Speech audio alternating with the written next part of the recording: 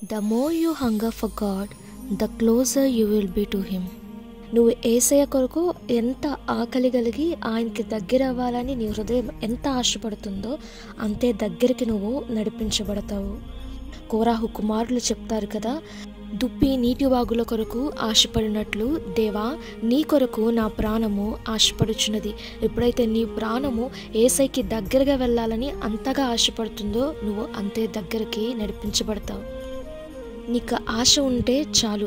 యేసయ్య నీ బ్యాక్గ్రౌండ్ చూడరు, నువ్వు ఎక్కడి నుంచి వచ్చావు, నువ్వు ఎటువంటి వాడివి, నీ పాస్ట్ ఏంటి, ఇదంతా కూడా చూడరు. కానీ only God will see your Dzire.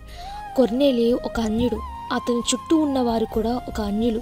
అటువంటి వ్యక్తి దేవుని యందు భయము కలిగి భక్తి కలిగి ఎల్లప్పుడూ ప్రార్థించే వ్యక్తిగా ఉన్నాడట. సో అటువంటి వ్యక్తి ప్రార్థించగా దేవుడు పేతుర్ని అక్కడికి పంపించగా అనేక మంది అన్యజనులు యేసయ్య కొరకు ఆకలిగొని అక్కడికి వచ్చినప్పుడు పేతురు గారు బోధించగా వారందరూ కూడా పరిశుద్ధాత్మ చేత నింపబడి వారందరూ భాషల్లో మాట్లాడడం ప్రారంభించారు. ఇదంతా ఎలాగ జరిగిందంటే just because they are hungry for God.